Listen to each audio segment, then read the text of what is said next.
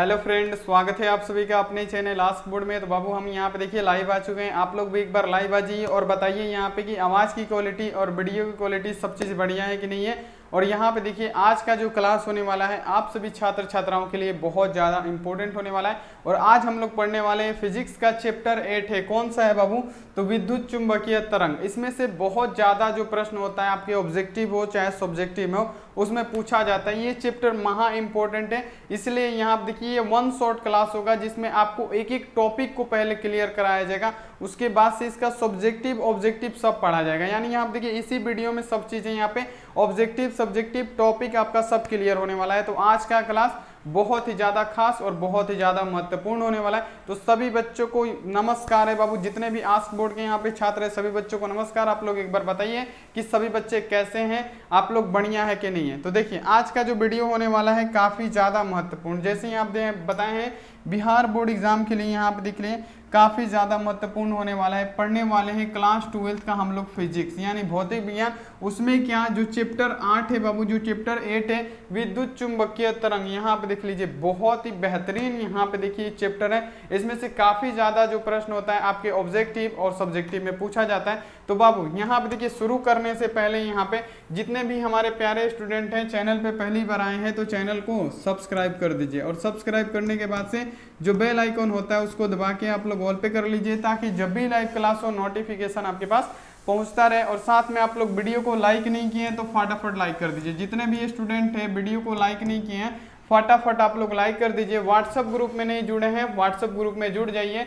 हम अपना WhatsApp number यहाँ पे लिख देते हैं, देखिए यहाँ पे 91 35 74 20 24। आप इस पे मैसेज करके बोलिए सर हमको ग्रुप में जुड़ना है, हम आपको ग्रुप में जोड़ देंगे। तो बाबू शुरू करें हम यहाँ पे ये क्लास। सभी बच्चे एक बार बोल दीजिए यस सर जी, क्लास को शुरू कीजिए, क्योंकि इसमें एक एक टॉपिक को पहले क्लियर करना है, फिर आपका ऑब्जेक्टिव पढ़ना है, फिर सब्जेक्टिव पढ़ना है। तो यहाँ पे देख लीजिए बहुत ज़्यादा महत्वपूर्ण क्लास होने वाला है। तो चलिए बाबू शुरू करते हैं। और ऑनलाइन टेस्ट अब चल रहा है, जाके दे दीजिएगा, नहीं आता है लास्ट में हम आपको बता देंगे कहाँ से आपको ऑनलाइन टेस्ट देना है। तो देखिए सबसे पहले हम लोग क्या पढ़ रहे हैं, विद्युतीय चुंबकीय तरंग। चैप्टर का नाम है विद्युतीय चुंबकीय तरंग, इलेक्ट्रोमैग्नेटिक वेव। यही हम लोग पढ़ रहे हैं ना बाबू, इलेक्ट्रोमैग्नेटिक वेव यही हमको पढ़ना है। तो सबसे पहले हमको ये जान लेना जरूरी है कि विद्युतीय चुंबकीय तरंग आखिर होता क्या है, तभी हम आगे की सारी जानकारियां प्राप्त कर पाएंगे। तो देखिए सबसे पहले हमको जानना है कि विद्युतीय चुंबकीय तरंगे जो होती हैं, इलेक्ट्रोमैग्नेटिक वेव जो होता है वो क्या होता है। तो देखिए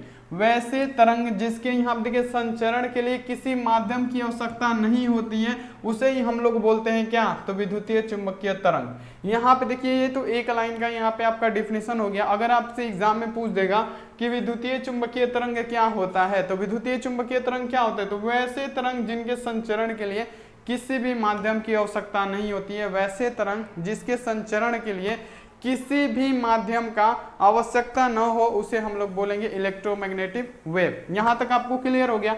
अब यहाँ पे देखिए अर्थात यहाँ पे देखिए लिखा है तरंग निर्वात में भी आप देखिए संचरित हो सकती है। यानी ये जो तरंग है जो इलेक्ट्रोमैग्नेटिक वेव है ये यहाँ पे क्या होता है वो निर्वात में भी संचरित हो जाती है, निर्वात में भी इसको किसी भी माध्यम की आवश्यकता नहीं पड़ती है। अब यहाँ देखिए इन्हें विद्युतीय चुंबकीय या यांत्रिक तरंग के भी नाम से जानते हैं। ये जो यहाँ पे देख लीजिए ये जो मैग्नेटिक वेव है इसको किसके नाम से, विद्युतीय चुंबकीय तरंग से नाम से तो जानते ही हैं, लेकिन इसे यांत्रिक तरंग से भी नाम से जाना जाता है। तो यहाँ तक आपको क्लियर हो गया होगा कि विद्युतीय चुंबकीय तरंग क्या, वैसा तरंग जिसके संचरण के लिए किसी भी माध्यम की आवश्यकता ना पड़े उसे हम लोग क्या बोलते हैं बाबू, तो उसे बोलते हैं विद्युतीय चुंबकीय तरंग। तो अगर आपके एग्जाम में आएगा कि विद्युतीय चुंबकीय तरंग क्या होता है तो आप लोग तो आंसर दे दीजिएगा फटाफट। यहाँ पे बाबू ये समझ में आया कि नहीं 100% बताइए। आ गया तो बाबू लाइक कीजिए। यहाँ पे देख लीजिए इसके बाद से इसका ऑब्जेक्टिव इसी में है, सब्जेक्टिव इसी में है, वन शॉट क्लास है, रुकना है आपको, सभी को क्लास करना है।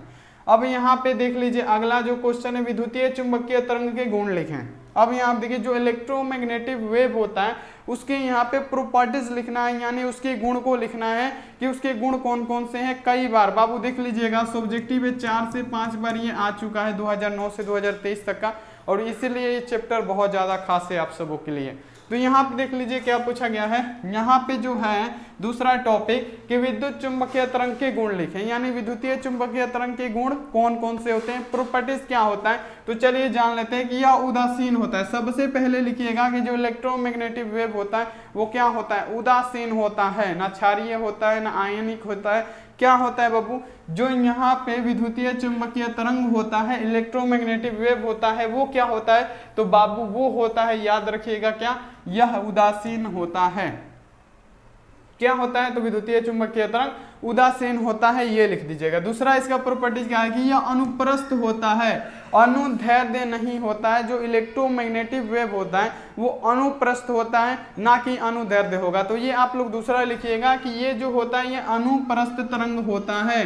विद्युतीय चुंबकीय तरंग अनुप्रस्थ तरंग हमारा होता है। तीसरा यहाँ देखिए यह प्रकाश के वेग से गमन करता है, यानी ये प्रकाश के चाल के साथ गमन करता है। प्रकाश के वेग से क्या करता है, गमन करता है। क्या इसके गुण लिखना है तो आप लोग ऐसे ही लिखिएगा, ये एग्जाम में आता है बाबू 100%। अब यहाँ देखिए इसके पास ऊर्जा एवं संवेग होता है। जो इलेक्ट्रोमैग्नेटिक वेव होता है उसके पास एनर्जी भी होता है, संवेग भी होता है। क्या होता है, इसके पास बाबू ऊर्जा भी होता है और संवेग भी होता है, ये आप लोग याद रखिएगा। यहाँ पे क्या है, विद्युतीय चुंबकीय तरंग की प्रॉपर्टी है वही बता रहे हैं। यहाँ देखिए इसका यहाँ देखिए अवधारणा मैक्सवेल के द्वारा प्रतिपादन किया गया था। अब पूछ देगा विद्युतीय चुंबकीय तरंग की खोज किसने की थी, तो मैक्सवेल ने की थी। ये ऑब्जेक्टिव में पूछता है तो यहाँ पे साथ साथ ऑब्जेक्टिव भी क्लियर हो रहा है। तो देखिए यहाँ पे फिर से हम आपको बताते हैं, अगर आपसे पूछेगा कि विद्युतीय चुंबकीय तरंग के गुण लिखे तो यह उदासीन होता है, यह अनुप्रस्थ होता है, इसको मैक्सवेल ने प्रतिपादन किया था। और देखिए यहाँ पे यह प्रकाश के वेग से गमन करता है। और क्या लिख दीजिएगा, इसके पास ऊर्जा की कोई यहाँ देखिए ऊर्जा और संवेग होती है। यानी यहाँ देखिए ये जो इलेक्ट्रोमैग्नेटिक वेव होता है उसमें ऊर्जा भी होता है और यहाँ देखिए संवेग भी होता है। तो यहाँ तक आपको क्लियर हो गया होगा। ये सब टॉपिक है बाबू, ये सभी याद कर लीजिएगा, बहुत ज़्यादा इंपॉर्टेंट है। और चैप्टर 8 है, ये पढ़ना आपको काफ़ी ज़्यादा महत्वपूर्ण है। 1 शॉर्ट क्लास है, सब्जेक्टिव ऑब्जेक्टिव सब इसी में है। अब यहाँ पे देखिए अब जो पॉइंट आता है हमारा तीसरा कि तरंग क्या होता है, वेव जो होता है, तरंग जो होता है वो क्या होता है। तो यहाँ देखिए तरंग क्या होता है, तो तरंगों के द्वारा ऊर्जा का, यहाँ पे क्या होता है, तरंगों के द्वारा ऊर्जा को एक स्थान से दूसरे स्थान तक यहाँ देखिए स्थानांतरित कर सकते हैं। क्या लिखा हुआ है देखिए यहाँ पे, तरंग क्या होता है, तो तरंग को हम एक, यहाँ देखिए तरंग के द्वारा हम एनर्जी को एक स्थान से दूसरे स्थान तक क्या कर सकते हैं बाबू, तो इसको यहाँ देखिए स्थानांतरित कर सकते हैं।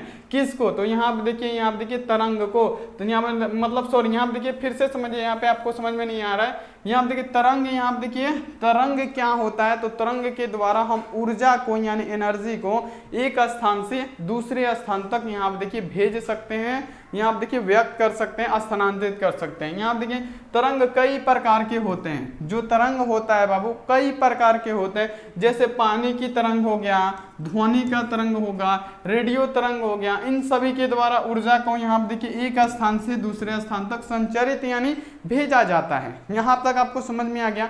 अगर आपसे पूछ देगा कि तरंग क्या होता है व्याख्या करें, ये पूछ देगा एग्जाम में कि तरंग क्या होता है व्याख्या करें, तो आप लोग क्या लिखिएगा कि तरंग के द्वारा हम ऊर्जा को एक स्थान से दूसरे स्थान तक प्रेषित कर सकते हैं, स्थानांतरित कर सकते हैं। किसको, तो ऊर्जा को। अब यहाँ देखिए तरंग हमारा कई प्रकार के हो सकता है, जैसे पानी का तरंग हो गया, ध्वनि का तरंग, रेडियो तरंग, इन सभी के द्वारा हम क्या कर सकते हैं, ऊर्जा को एक स्थान से दूसरे स्थान तक रूपांतरित कर सकते हैं, भेज सकते हैं, प्रेषित कर सकते हैं। यहाँ तक आपको समझ में आ गया कि तरंग क्या है। चलिए अगला टॉपिक अब समझते हैं। चलिए लाइक समझ में आ गया तो यहाँ पे चलिए आप लोग लाइक करते चलिए। अब यहाँ पे देख लीजिए अवरक्त जो किरण होता है उनके कुछ गुण लिखे। महा इंपोर्टेंट प्रश्न, जितना भी इसमें है ना सब पूछा गया प्रश्न है बाबू, जितना भी इसमें है सब पूछा गया प्रश्न है, ये आप लोग ध्यान में रखिएगा। यहाँ पे देख लीजिए अवरक्त किरणों के कुछ गुण लिखे, यानी कुछ सम प्रॉपर्टीज लिखना है। क्या, तो अवरक्त किरणों का यहाँ पे कुछ प्रॉपर्टीज लिखना है। तो यहाँ पे देख लीजिए अवरक्त किरणों के कुछ गुण निम्नलिखित प्रकार से, माने इस प्रकार से ये आपको लिख देना है। उसके बाद से लिखिएगा कि ये परावर्तन एवं अपवर्तन के नियम को पालन करता है। कौन, तो अवरक्त कण परावर्तन अपवर्तन के नियम को पालन करता है। क्या बाबू, अब यहाँ पे जो अवरक्त किरण होता है हमारा परावर्तन और अपवर्तन के नियम का पालन करता है, पहला प्रॉपर्टी है। दूसरा यहाँ पे देख लीजिए ये फोटोग्राफी प्लेट को प्रभावित करता है। जो फोटोग्राफी का प्लेट होता है, जो लेंस होता है बाबू, उसको ये प्रभावित करता है। कौन, तो अवरक्त किरण। अब यहाँ देखिए इनको ध्रुवित किया जा सकता है। इनको क्या कर दिया जा सकता है बाबू, इसको ध्रुवित कर दिया जाता है। क्या बाबू, अवरक्त किरण को हम लोग पोलराइजेशन कर सकते हैं, यहाँ पे इसको ध्रुवण कर सकते हैं, ध्रुवित कर सकते हैं। अब यहाँ पे देखिए चौथा इसका प्रॉपर्टीज क्या हो जाएगा, ये व्यतिकरण उत्पन्न करता है। ये अगर आपसे पूछ देगा कि अवरक्त किरण क्या यहाँ पे उत्पन्न करता है, तो ये व्यतिकरण उत्पन्न करता है। तो ये इसका प्रॉपर्टीज हो गया। अब यहाँ पे देखिए जब ये अणुओं से यहाँ पे देखिए अवशोषित होते हैं तो ऊर्जा को दोलन में यहाँ देखिए बदल देते हैं। यानी ये जब अणुओं से अवशोषित होंगे तो ऊर्जा के दोलन में क्या करेंगे बाबू, बदल जाते हैं, यानी परिवर्तित हो जाते हैं। खुद को क्या करेंगे, ऊर्जा के दोलन में क्या हो जाएंगे, बदल जाएंगे। किससे, तो बाबू यहाँ देखिए अणुओं से। तो ये आप लोग याद रखिएगा। तो इसके ये प्रॉपर्टीज है किसके, तो अवरक्त किरणों के कुछ यहाँ देखिए गुण यानी प्रॉपर्टीज दिया हुआ है। तो यहाँ देखिए परिवर्तन अपवर्तन के नियम का पालन करता है, ये फोटोग्राफी को यहाँ देखिए प्रभावित करता है, इनके ध्रुवित किया जा सकता है, ये व्यतिकरण उत्पन्न कर सकता है। ये यहाँ पे देखिए इसके कुछ प्रॉपर्टीज है जो आपको याद होना काफी ज्यादा जरूरी है। यहाँ तक आपको क्लियर हुआ।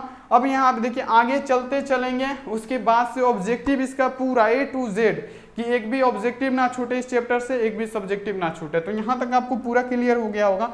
अब यहाँ पे देखिए ये बहुत ही ज्यादा मोस्ट VVI है और इसे सभी स्टूडेंट याद करेंगे।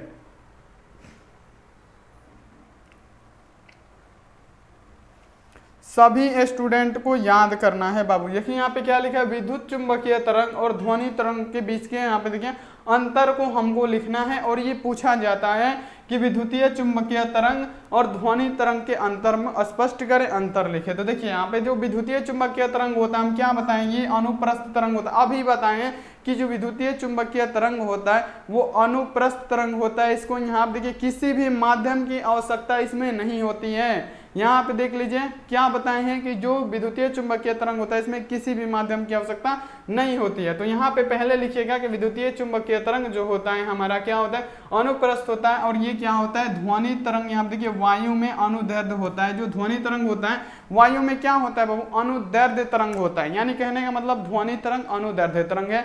और यहाँ पे देखिए इलेक्ट्रो, यहाँ पे देखिए विद्युत चुंबकीय तरंग क्या है बाबू, अनुप्रस्थ तरंग है। यहाँ तक आपको क्लियर हो गया। अब यहाँ पे देखिए इसके संचरण के लिए भौतिक माध्यम की आवश्यकता नहीं पड़ती। हम क्या बताएं, इलेक्ट्रोमैग्नेटिक वेव के लिए किसी भी माध्यम की आवश्यकता नहीं है। लेकिन यहाँ आप देखिए ध्वनि तरंग के लिए इसमें किसी भी माध्यम की आवश्यकता पड़ेगी। तो यहाँ तक आपको ये लिख दीजिएगा। अब यहाँ देखिए इसमें वैद्युत तथा चुंबकीय यहाँ देखिए परस्पर लंबवत तथा तरंग गति के दिशा के लंबवत कंपन करती है। और इसमें क्या हो जाएगा, इसमें माध्यम के कण तरंग गति की दिशा में कंपन करती है। इसमें तरंग गति की दिशा में कंपन करेगा और इसमें क्या होगा, लंबवत कंपन करेगा। ये आप लोग याद रखिएगा, तरंग गति में कंपन करेगा और इसमें क्या करेगा, लंबवत कंपन करेगा। यहां तक आपको समझ में आ गया। ये ध्रुवण का गुण भी दर्शाता है। क्या बताना है कि इलेक्ट्रोमैग्नेटिक वेव ध्रुवण का गुण भी दर्शाता है। हम आपको शुरू में ही बताए थे। और ये ध्रुवण का गुण क्या करेगा, नहीं दर्शाएगा। तो ये बाबू बहुत ही इंपॉर्टेंट यहाँ आप देखिए चैप्टर है, जिसको पढ़ना आपके लिए काफी ज्यादा महत्वपूर्ण है, काफी ज्यादा महत्वपूर्ण है। तो ये आप लोग याद कर लीजिएगा, ये काफी ज्यादा इंपॉर्टेंट है, आपके एग्जाम में बाबू पूछा जाता है। तो ये बाबू टॉपिक आपका पूरा क्लियर हो गया होगा। यहाँ पे ये 5वां टॉपिक भी आपको पूरा क्लियर हो गया होगा, ये क्वेश्चन भी आपको पूरा क्लियर हो गया होगा। तो चलिए क्लियर हो गया तो एक बार लाइक कर दीजिए जितने स्टूडेंट लाइक नहीं किए। अब यहाँ पे देखिए, अब तो अनुप्रस्थ तरंग यहाँ देखिए अनुदैर्ध्य, तो आप लोग वहां पे जान गए कि अनुप्रस्थ और अनु यहाँ देखिए दैर्ध्य होता है। जो यहाँ देखिए इलेक्ट्रोमैग्नेटिक वेव होता है अनुप्रस्थ, ध्वनि तरंग जो होता है अनुदैर्ध्य तरंग होता है। यहाँ तक अब समझ गए। अब आपको ये समझना है, यहाँ पे बच्चे ध्यान दीजिएगा, यहाँ पे अब आपको समझना है कि अनुप्रस्थ तरंग आखिर होता क्या है। अनुप्रस्थ तरंग आखिर होता क्या है, तो देखिए जब किसी माध्यम में यांत्रिक तरंगों के संचरित होने पर माध्यम के कण तरंग के यहाँ देखिए चलने की दिशा के लंबवत यहाँ पे कंपन करते हैं, उसे हम लोग बोलते हैं अनुप्रस्थ तरंग। क्या बाबू देखिए यहाँ पे फिर से समझिए, यहाँ पे लिखा हुआ है कि तरंग के संचरित होने पर, जब किसी माध्यम से या जब किसी माध्यम में यांत्रिक तरंग के संचरित होने पर माध्यम के कण तरंग के यहाँ देखिए चलने की दिशा के लंबवत यहाँ आप देखिए कंपन करती है, उसे बोलते हैं हम लोग अनुप्रस्थ तरंग। और ये किसमें होता है, तो ये इलेक्ट्रोमैग्नेटिक वेव में होता है। ये आप लोग याद रखिएगा। अनुप्रस्थ तरंग केवल ठोस अवस्था उत्पन्न किया जा सकता है, यानी अनुप्रस्थ यहाँ देखिए तरंग केवल ठोस अवस्थाओं में उत्पन्न होती है, द्रव के भीतर ये तरंग उत्पन्न नहीं होता है। कौन? तो अनुप्रस्थ तरंग केवल ठोस तरंग हो। यहाँ देखिए जो ठोस यहाँ पे होगा बाबू, क्या होगा? जो ठोस होगा बाबू पदार्थ उसी में उत्पन्न होगा, ये द्रव में उत्पन्न नहीं होगा। तो इससे क्या बोलेंगे बाबू? अनुप्रस्थ तरंग बोलेंगे। ये आप लोग याद रखिएगा। अब देखिए यहाँ पे अनुदैर्ध्य तरंग किसे बोलेंगे, ये देखिए। अब यहाँ पे अगला जो हमारा टॉपिक आता है कि अनुदैर्ध्य तरंग क्या होता है। यहाँ पे अनुदैर्ध्य तरंग क्या होता है, तो चलिए ये समझते हैं, और ये समझना काफी ज्यादा जरूरी है और ये पूछा भी जाता है। तो अनुदैर्ध्य तरंग क्या होता है? तो जब किसी माध्यम में यांत्रिक तरंग इस प्रकार चलती है, जब किसी माध्यम में यांत्रिक तरंग इस प्रकार चलती है कि किसी माध्यम के कण तरंग के संचरण की दिशा में क्या होते हैं बाबू? कंपन करते हैं। कण की दिशा में कंपन करेंगे, उसे बोलेंगे बाबू क्या? अनुदैर्ध्य तरंग। देखिए जैसे लिखा है कि तरंग, यहाँ पे देख लीजिए, जब किसी माध्यम में यांत्रिक तरंग इस प्रकार चलती है कि किसी, यहाँ देखिए, माध्यम के कण तरंग के संचरण की दिशा में क्या करती है बाबू? समानांतर कंपन करती है। क्या करेगी? समानांतर यानी अनुदिश कंपन करेगी। इस प्रकार के तरंग को हम लोग अनुदैर्ध्य तरंग कहेंगे। तो ये आप लोग याद रखिएगा। और ये क्या होगा बाबू? ठोस, द्रव, गैस सब में उत्पन्न होता है। अनुदैर्ध्य जो तरंग होता है ये क्या होता है? ठोस, द्रव, गैस सब में उत्पन्न होता है। अनुप्रस्थ तरंग केवल ठोस में उत्पन्न होता है। ये आप लोग याद रखिएगा। तो ये आप लोग समझ गए बाबू, ये इंपॉर्टेंट क्वेश्चन था, इंपॉर्टेंट बाबू यहाँ देखिए टॉपिक था, और ये सब्जेक्टिव था। और ये सभी सब्जेक्टिव प्रश्न आप लोग अपने नोटबुक पे लिख के इसको याद जरूर कर लीजिएगा, बहुत ज्यादा इंपॉर्टेंट है। तो सभी बच्चे अब रेडी हो जाइए। यहाँ पे इसका टोटल, यहाँ आप देखिए, टोटल इंपॉर्टेंट ऑब्जेक्टिव करने के लिए सभी बच्चे रेडी हो गए? सभी बच्चे रेडी हो जाइए, उसके बाद से हमें स्टार्ट करते हैं। सभी बच्चे जवाब देते चलिएगा एक एक प्रश्न का। सभी बच्चे रेडी हो गए? अब यहाँ पे बताइए, इसका आंसर दीजिए कि निम्नलिखित में से किसका तरंगदैर्ध्य सबसे न्यूनतम होता है। हम क्या बतलाए हैं कि सबसे कम तरंगदैर्ध्य छोटा, सबसे न्यूनतम तरंगदैर्ध्य होता है किसका होता है? तो गामा किरण का होता है। और यही कारण है कि इसका क्या होता है? उच्च वेधन क्षमता होता है। तो यहाँ पे क्या हो जाएगा हमारा हो जाएगा निम्नलिखित में से किसका तरंगदैर्ध्य न्यूनतम होता है? तो गामा किरण का तरंगदैर्ध्य हमारा न्यूनतम होता है। ये आप लोग याद रखिएगा, ये आपके एग्जाम में आता है। अगला क्वेश्चन देखिए यहाँ पे कि किसके लिए तरंगदैर्ध्य का मान अधिकतम होगा। अब बताइए, यहाँ आप देख लीजिए कौन सा ऐसा तरंग है जिसके लिए तरंगदैर्ध्य का मान हमेशा अधिकतम होता है। तो गामा किरण का तो हम लोग जान गए कि तरंगदैर्ध्य उसका अधिकतम नहीं होता है, उसका छोटा होता है, कम होता है। इसी कारण जो उसका भेदने का क्षमता होता है वो ज्यादा होता है। लेकिन तरंगदैर्ध्य ज्यादा किसका होता है? तो देखिए बाबू, तरंगदैर्ध्य ज्यादा होता है कभी भी तो रेडियो तरंग का। रेडियो तरंग का तरंगदैर्ध्य सबसे ज्यादा होता है। ये आप लोग याद रखिएगा, ये आपके एग्जाम में बाबू आता है। चलिए अगला क्वेश्चन देख लीजिएगा कि माइक्रो तरंग की आवृत्ति प्राप्त होती है। और ये बहुत ही ज्यादा इंपॉर्टेंट प्रश्न है बाबू, बहुत ही ज्यादा। और ये प्रश्न आप लोग याद कर लीजिएगा, हो सकता है आपके फाइनल बोर्ड परीक्षा में पूछा जा सके। यहाँ आप देखिए माइक्रो तरंग की आवृत्ति प्रास, माइक्रो तरंग की आवृत्ति प्रास कितनी होती है? तो माइक्रो तरंग की आवृत्ति प्रास होती है 3 × 10 की पावर 11 से 3 × 10 की पावर यहाँ आप देखिए 18। बिल्कुल राइट आंसर हमारा डी होगा। याद रखिएगा क्या पूछा गया है? माइक्रो तरंग, यहाँ पे माइक्रो तरंग, सूक्ष्म तरंग की आवृत्ति प्रास तो बाबू 3 × 10 के पावर 11 से 3 × 10 के पावर 18 होता है। ये आप लोग याद रखिएगा। तो यहाँ पे हमारा डी ऑप्शन 110% राइट आंसर होने वाला। अब यहाँ आप देखिए विद्युतीय चुंबकीय, यहाँ देखिए विद्युत चुंबकत्व के नियम के अनुसार प्रकाश की निर्वात में चांद सभी जड़त्वों में निर्देश तंत्र होती है, समान होता है, अलग अलग अनिश्चित इनमें से कोई नहीं। यहाँ पे यही पूछा गया है कि विद्युत चुंबकीय तरंग यानी क्या होता है बाबू? तो सभी यहाँ पे देख लीजिए, चाहे वो निर्वात हो चाहे वो क्या हो, किसी भी माध्यम की, उसको निर्वात में हम क्या बताए हैं कि निर्वात में भी इसको किसी भी माध्यम की जरूरत नहीं पड़ती है, इसमें भी यहाँ आप देखिए किसी भी माध्यम की जरूरत नहीं पड़ती है। तो ये क्या होगा? जब उसमें भी नहीं पड़ रहा है इसमें भी नहीं पड़ रहा है, तो सभी जड़त्वों में, चाहे वो निर्वात में हो चाहे ऐसे हो, क्या होगा? दोनों में तो समान ही हो रहा है। तो यहाँ पे क्या हो जाएगा? हमारा समान हो जाएगा, क्योंकि इसको किसी भी यहाँ पे देखिए माध्यम की आवश्यकता नहीं भी पड़ती है, चाहे वो निर्वात हो चाहे कुछ भी हो। तो यहाँ तक क्या होगा? समान इसका राइट आंसर होगा। अब यहाँ पे देख लीजिए, ये काफी ज्यादा महत्वपूर्ण है कि विस्थापन धारा कैसे मात्रक। जल्दी जल्दी कमेंट कीजिए, तो आंसर दीजिए सभी स्टूडेंट आंसर दीजिए। यहाँ पे बताइए आप लोग कि विस्थापन धारा का मात्रक क्या होता है? विस्थापन धारा, तो विस्थापन धारा का मात्रक होता है बाबू सिर्फ एम्पियर। एम्पियर मीटर आंसर मत दीजिए, गलत होगा। विस्थापन धारा का मात्रक एम्पियर, एम्पियर मीटर बिल्कुल गलत। तो यहाँ पे आप लोग याद रखिएगा क्या होगा? ए ऑप्शन हमारा सही जवाब हो जाएगा। अगला क्वेश्चन देख लीजिए यहाँ पे कि प्रयोगशाला को बैक्टीरिया से मुक्त करने में उपयोग में लाए जाने वाला यहाँ पे देखिए किरण कौन सा होता है। प्रयोगशाला में बैक्टीरिया को खत्म करने के लिए, उसको साफ करने के लिए कौन सा किरण का हम लोग यहाँ देखिए उपयोग करते हैं? तो बाबू किसका करते हैं? तो अल्ट्रा वायलेट किरण का करते हैं। किसका? तो अल्ट्रा वायलेट किरण का। ए ऑप्शन हमारा राइट आंसर होगा। बहुत ही बढ़िया जवाब दे रहे हैं आप लोग, बहुत ही बढ़िया।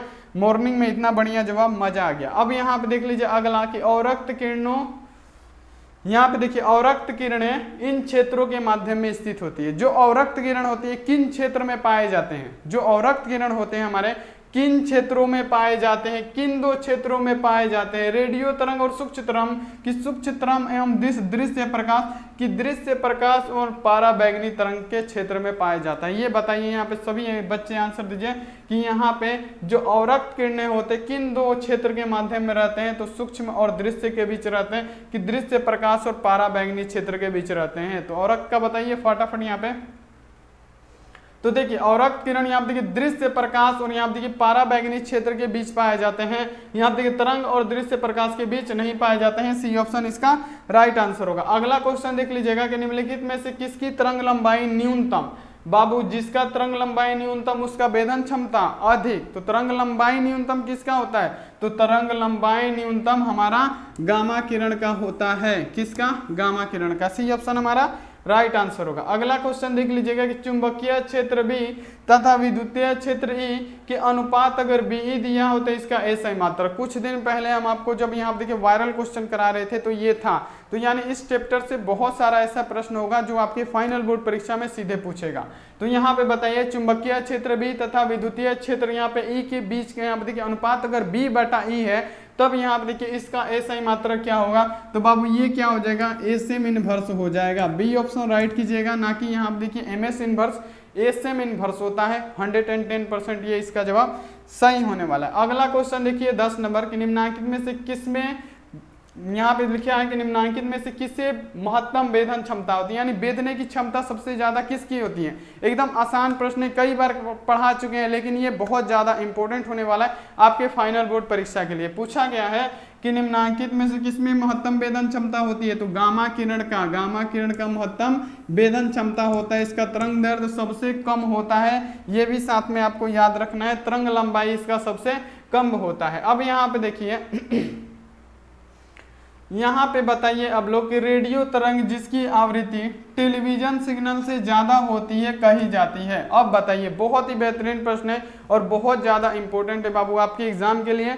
चलिए कितना टाइम हो गया? अभी 22 मिनट हुआ है, 22 मिनट में इतना क्लास हो गया। अब यहाँ बताइए कि ऐसे रेडियो तरंग जिनकी आवृत्ति टेलीविजन सिग्नल से ज्यादा, और यहाँ पे क्या होता है मतलब टेलीविजन सिग्नल, यहाँ पे जो टेलीविजन का जो सिग्नल होता है उससे ज्यादा होता है। तो किसका? तो बाबू यहाँ पे देखिए टेलीविजन सिग्नल से ज्यादा किसका होगा? माइक्रोवेव का होगा। तो यहाँ पे देखिए माइक्रोवेव जो तरंग होता है उसका होता है। यहाँ पे ए ऑप्शन हमारा राइट आंसर होगा, इसे आप लोग याद कर लीजिएगा। अगला क्वेश्चन देख लीजिए कि बहुमूल्य नंगों की पहचान में कौन सा यहाँ देखिए सहायक होता है? मोस्ट वीवीआई प्रश्न है, मोस्ट इंपोर्टेंट है। चलिए जवाब दीजिए कि बहुमूल्य नंगों, यहाँ देखिए बहुमूल्य नंगों पत्थरों की पहचान में कौन सहायक है? तो बाबू बहुमूल्य नंगे पत्थरों की पहचान में आप देखिए कौन सा सहायक होता है? तो हमारा अल्ट्रा वायलेट किरण होता है। बहुमूल्य नंगों की पहचान करना है तो हमको अल्ट्रा वायलेट किरण का आवश्यकता होगा। ए ऑप्शन हमारा राइट होगा। यहाँ तक आपको समझ में आया? तो बाबू लाइक नहीं किए, कीजिए जल्दी जल्दी लाइक। सभी स्टूडेंट लाइक कीजिए, जितने भी स्टूडेंट है सभी स्टूडेंट लाइक कीजिए। अगला क्वेश्चन देख लीजिए यहाँ पे कि गामा किरण की आवृत्ति प्रास। आपको तो पता है कि गामा किरण बाबू क्या होता है? जिसका यहाँ देखिए उच्च वेधन क्षमता होता है और तरंग दैर्घ्य बिल्कुल कम होता है, तरंग लंबाई इसका बिल्कुल कम होता है। तो अब आपको बताना है बाबू यहाँ पे देखिए कि गामा किरण की आवृत्ति जो परास होती है वो कितनी होती है? काफी ज्यादा महत्वपूर्ण है। किसी भी बच्चे को इसका आंसर सटीक पता नहीं होगा, बाई चांस ही बच्चे होंगे जिनको पता होगा। तो देखिए गामा किरण की आवृत्ति परास 3 × 10⁻21 से 3 × 10⁻18 होता है। सबसे ज्यादा होता है यहाँ देखिए आवृत्ति क्या होता है, आवृत्ति सबसे ज्यादा, तरंग दैर्ध्य सबसे कम, वेदन क्षमता सबसे ज्यादा। तो यहाँ पे क्या हो जाएगा, गामा किरण की आवृत्ति सबसे ज्यादा होती है 3 × 10⁻21 से 3 × 10⁻28। तो यहाँ पे हमारा ए ऑप्शन राइट आंसर होगा। ये आप लोग याद रखिएगा, पूछा है आवृत्ति परास, याद रखिएगा आवृत्ति परास पूछा है, तो यहाँ पे ए ऑप्शन इसका सही जवाब होगा। अगला क्वेश्चन देख लीजिए कि विद्युतीय चुंबकीय तरंग की उत्पत्ति किसके द्वारा होती है। जो इलेक्ट्रोमैग्नेटिक वेव होता है वो यहाँ पे देखिए उत्पत्ति उसकी किससे होती है, तो इलेक्ट्रोमैग्नेटिक वेव की उत्पत्ति बाबू यहाँ पे याद रखिएगा कि एक त्वरित आवेश के द्वारा होती है। यहाँ पे देखिए किसके द्वारा होती है, एक क्यूक चार्ज, यानी यहाँ पे देखिए एक त्वरित आवेश के द्वारा क्या होता है, विद्युतीय चुंबकीय तरंग की उत्पत्ति होती है। पाठ का इनाम क्या है बाबू, विद्युतीय चुंबकीय तरंग, वही चैप्टर चल रहा है, उसी का सारा सब्जेक्टिव ऑब्जेक्टिव चल रहा है, तो यहाँ पे ए ऑप्शन इसका सही जवाब हो जाएगा। अगला देखिए यहाँ पे कि त्वरित आवेश उत्पन्न करता है क्या, त्वरित आवेश बाबू हम क्या बताएं, शुरू में जब आपको समझा रहे थे विद्युतीय चुंबकीय तरंग उसी में बताए थे कि त्वरित आवेश क्या उत्पन्न करता है, तो त्वरित आवेश बाबू विद्युतीय चुंबकीय तरंग उत्पन्न करता है। याद रखिएगा डी ऑप्शन हमारा राइट आंसर होगा 110%। तो ये आप लोग याद रखिएगा।